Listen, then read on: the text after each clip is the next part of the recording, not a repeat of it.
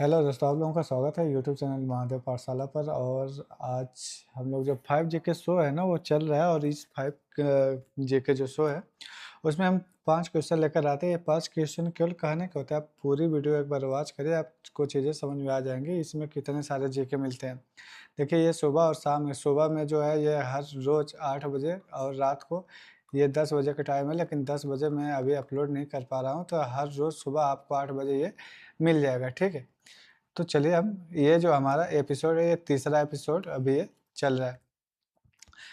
ये मैं आप लोगों को कल क्वेश्चन दिया था कि इस क्वेश्चन का जवाब देना है। तो क्या बना था कि भारत का जो सबसे ऊंचा बांध है, यानी कि जो हाईएस्ट डैम है, यानी कि सबसे ऊंचा जो है वो कौन सा है। तो ये देखिए, इसका जो नाम है वो टिहरी बांध है। और ये जो टिहरी डैम है कहाँ पर है, ये भागीरथी, जो भागीरथी नदी है ना, जो रिवर है उसके ऊपर है, ठीक है। और भागीरथी नदी ये कहाँ पर है, तो ये आपका उत्तराखंड में देखने को मिलेगा। आप कहोगे सर ये जो डैम है, यानी कि जो टिहरी टिहरी जो डैम है, इसकी ऊंचाई कितनी है।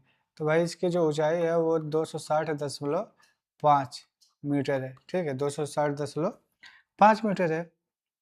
आप कहोगे चलो सर कुछ और भी बता दो। भाई देखो, इंडिया का ना जो सबसे लॉन्गेस्ट, यानी कि जो सबसे लंबी डैम है उसका नाम है हीराकुंड। हीरा हीरा कुंड। इसको किससे याद रखिएगा, इसको याद रखिएगा सूर्यवंशम वाले हीरा से, ठीक है। हीरा ये सबसे लंबा, जैसे उसमें अमिताभ बच्चन, जो अमिताभ बच्चन है वो लंबा थे, वैसे ही इसका जो हीरा कुंड है, हीरा ये भी लंबा है, ठीक है। तो अब हीरा कुंड ये कितना मीटर है या कितना किलोमीटर है, तो ये लगभग 25.79 किलोमीटर के एरिया में क्या है, ये फैला हुआ है, ठीक है। 25.79 किलोमीटर एरिया में। आप कहोगे सर हीरा कुंड ये बना किस नदी पर है, तो भाई ये बना है महानदी। और महानदी कहाँ पे बहती है, महानदी आपकी बहती है उड़ीसा में, उड़ीसा।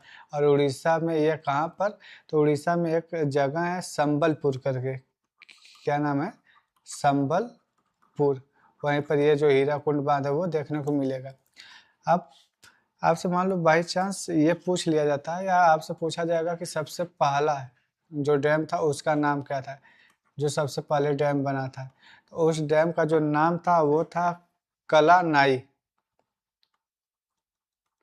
कल्ला नाई बांध। और ये मालूम है ये कब बना था, ये चोल वंश के द्वारा बनाया गया था। चोल वंश के द्वारा बनाया गया था। कब बनाया गया था, 150 ईसा में, 150 ईस्वी में बनाया गया था। और वो चोल वंश का कौन था, तो करियप्पन, जो करियप्पन है, करिकलन मतलब, हाँ करिकलन, करियप्पन नहीं करिकलन। करिकलन जो है वो किसका बनाया था, कल्ला नायक। और ये जो बांध है ये कहाँ पे देखने को मिलता है, तो ये जो तमिलनाडु का तंजावुर है ना, तमिलनाडु का जो तंजावुर है, तंजावुर, हिंदी में अगर देखेंगे तो तंजावुर, ठीक है। यहाँ पर ये डैम आपको देखने को मिलता है। तो इतनी चीज़ें जो है आपको याद होनी चाहिए। और ये कहाँ पे, कौन सी नदी पे बना था, ये भी तो इम्पोर्टेंट है ना। तो ये जो कावेरी नदी है इस पे बना हुआ था। तो आई होप कि आपको जो चीज़ें हैं वो क्लियर हुई होंगी, ठीक है। अब आगे चलिए, अगला सवाल है। अगला सवाल ये है कि वर्ष 1919 में मॉन्टेग्यू चेम्सफोर्ड सुधार, यानी कि मॉन्टेग्यू और चेम्सफोर्ड ये दो लोग थे, इनका जो सुधार, इन्होंने एक सुधार कानून लेके आया था। निम्नलिखित कथनों पर विचार कीजिए कि उस पर क्या क्या था। तो इसके द्वारा प्रांतीय स्तर पर जो द्वैध शासन था, ये तो भाई था ही था उनके अंदर। इसने पहली बार केंद्र में द्विसदनीय, हाँ बाई कैमरल जो विधायिका है उसकी क्या की थी, इसने स्थापना की थी। और इसके तहत सांप्रदायिक प्रतिनिधित्व, तो यानी कि जो कम्युनल रिप्रेजेंटेशन होता है, उसका जो सिद्धांत है केवल सिखों तक विस्तारित था। तो ये चीज़ें गलत है, ये केवल सिखों तक नहीं था।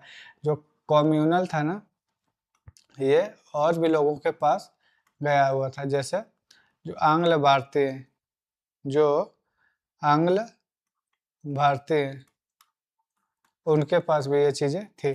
थोड़ा सा आप समझिए। देखिए,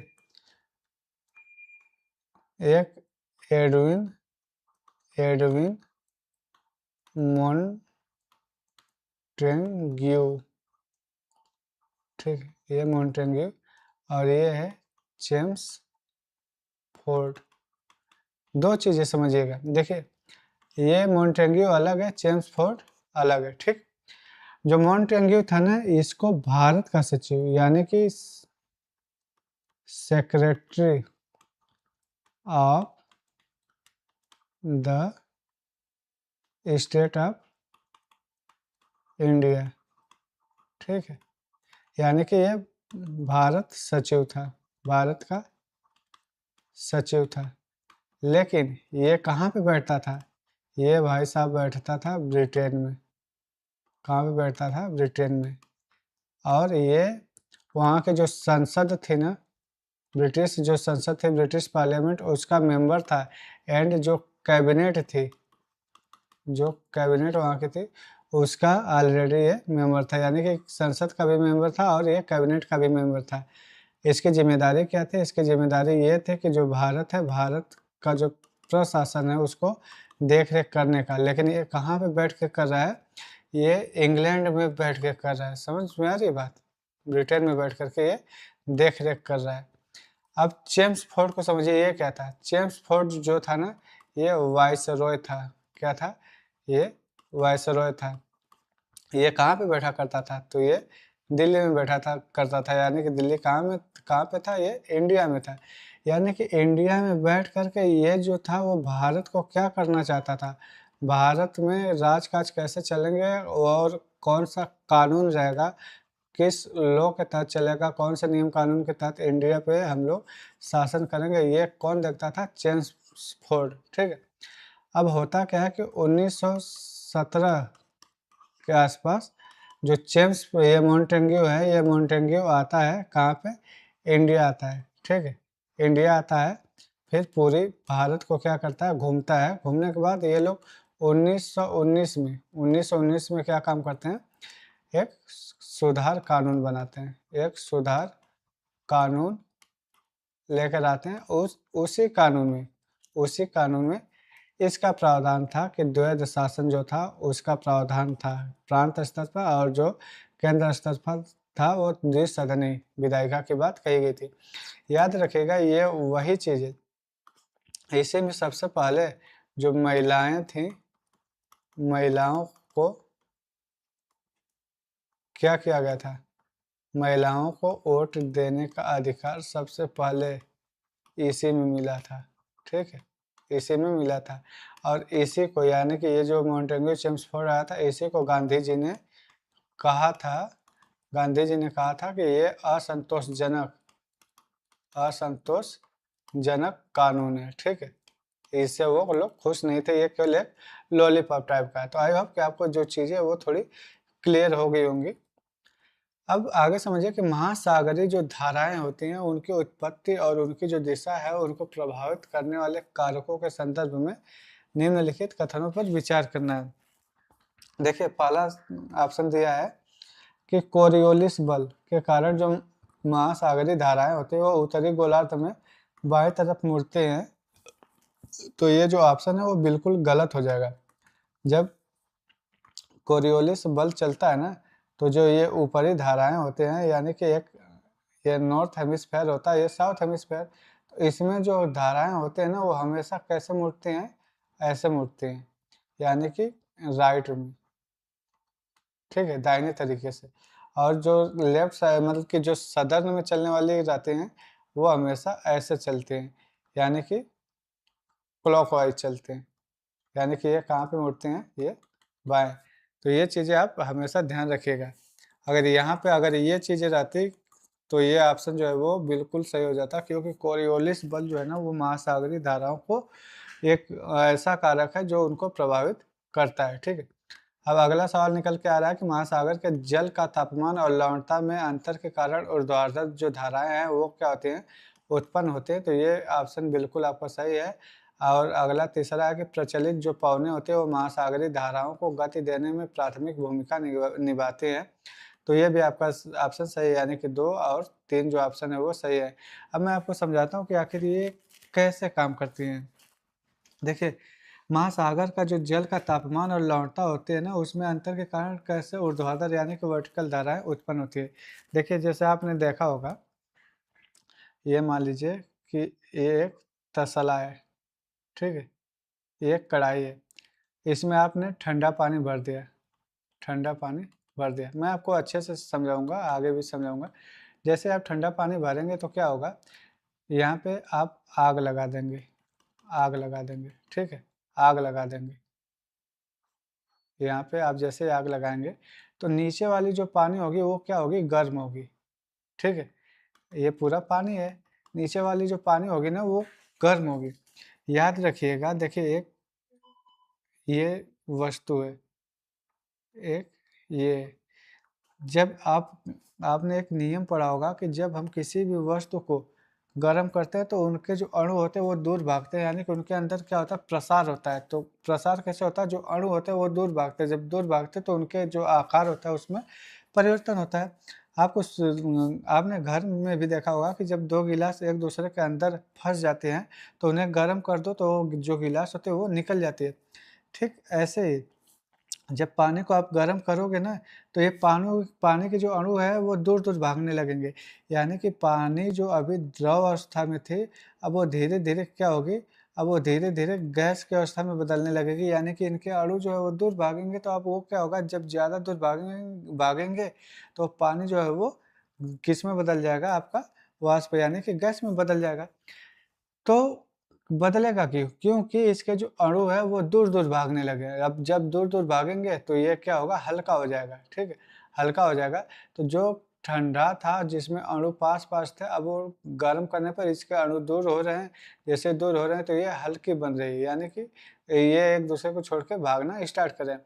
ठीक वैसे कि जैसे आप यहाँ पे गर्म करेंगे ना तो ये जो पानी होगी ना ये अब क्या होगी, हल्का हो रही है। ठीक है, गर्म हो रही है तो हल्का हो रही है, इसके जो अणु है वो दूर-दूर भागेंगे।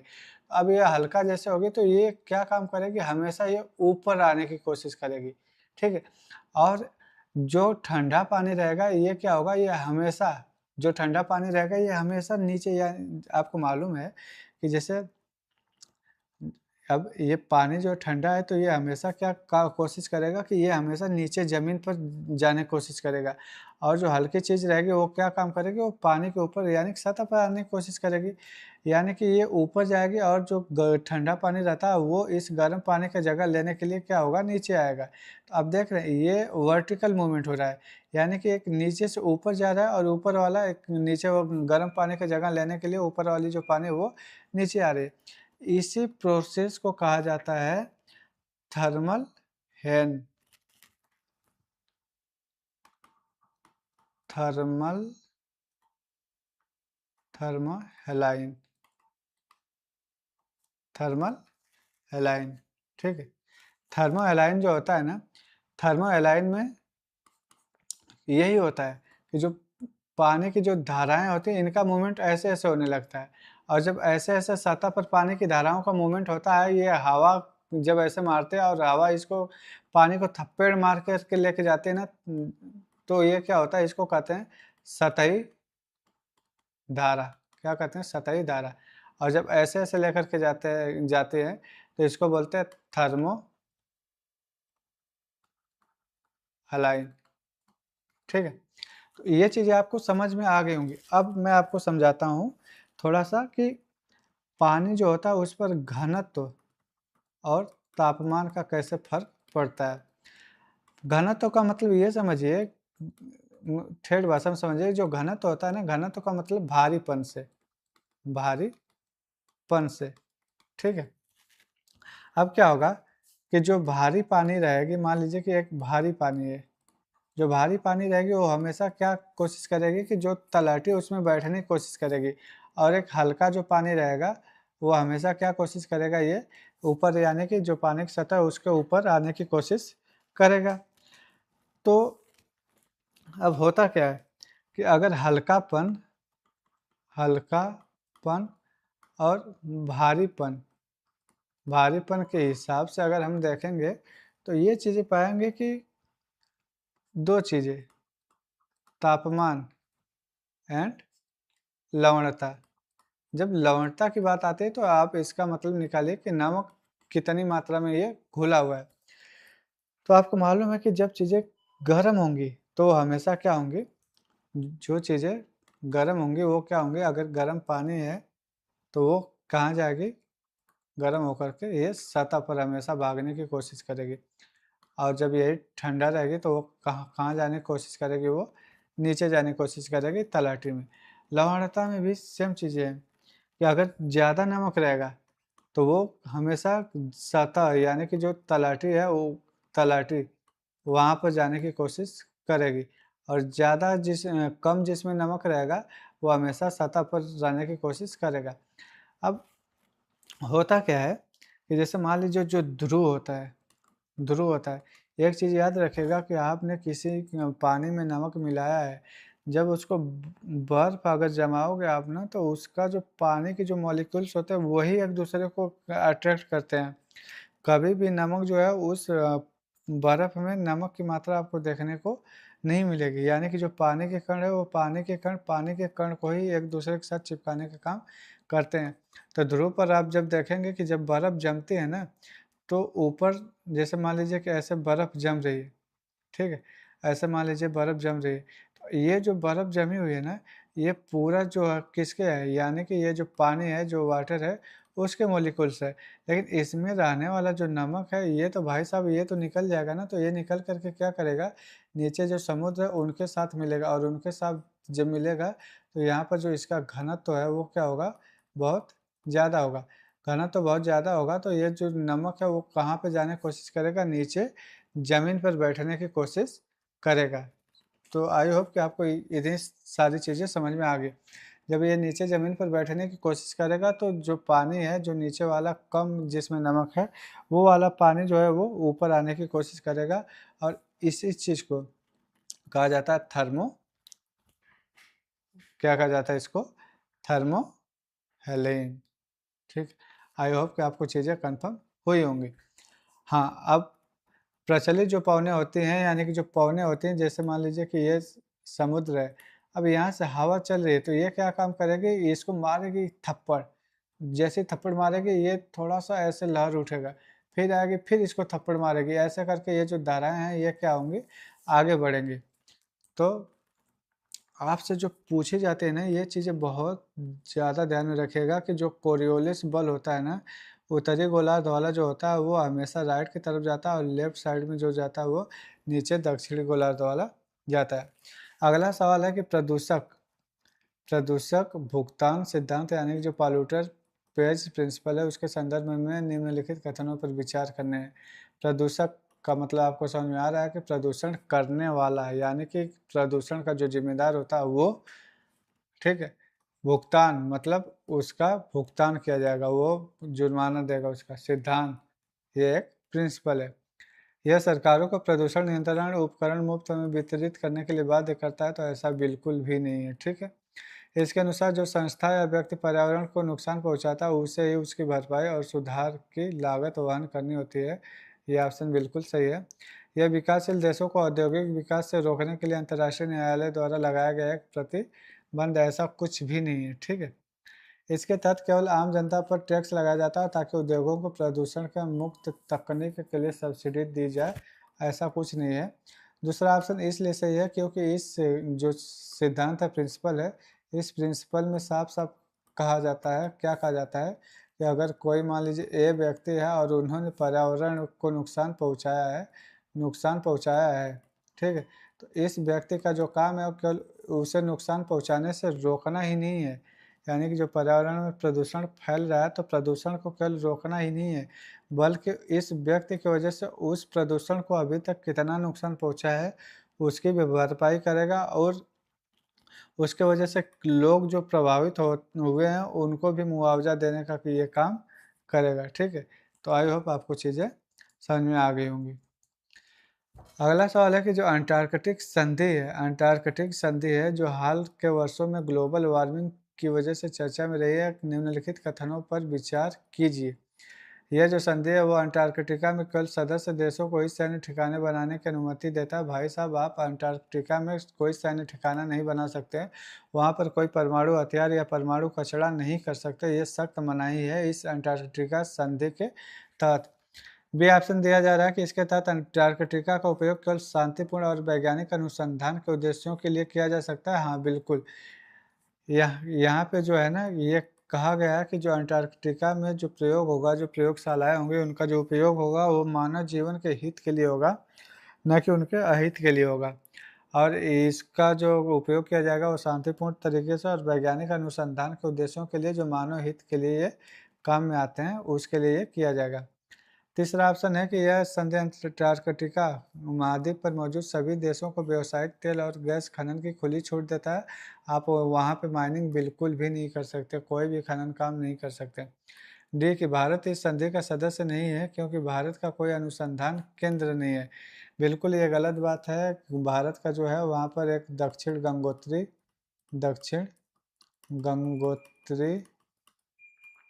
ठीक है, दक्षिण गंगोत्री, मैत्री एंड भारती, तीन वहाँ पे थी। लेकिन अभी क्या है कि दक्षिण गंगोत्री जो है वो बंद हो रखी है, और मैत्री एंड भारती जो हमारे जो प्रयोगशालाएं हैं वो वहाँ पर क्या है, जो प्रयोगशालाएं हैं वहाँ पर ये अभी भी कार्यरत है, अभी भी ये चल रही हैं। अब हम आगे चलते हैं क्वेश्चन ऑफ द डे पर। यानी कि आज का जो क्वेश्चन है आपके लिए वो ये है कि फिएट मनी जो होती है, जो आदेश मुद्रा होती है, उसके संदर्भ में निम्नलिखित कथन पर विचार करना है कि फिएट मनी जो है वो अपना कोई अंतर्निहित मूल्य नहीं होता, या जैसे सोना या चांदी का सिक्का होता है, या यह पूरी तरह से सरकार के आदेश या गारंटी पर काम करता है। तो आप मुझे बताएंगे, और मैं कल फिर ये चीज़ें लेके आऊँगा 8 बजे। समय भूलना नहीं है बिल्कुल भी। और कमेंट बॉक्स में मुझे कमेंट करके ये ज़रूर बताना कि आप लोगों को वीडियो कैसा लगा है।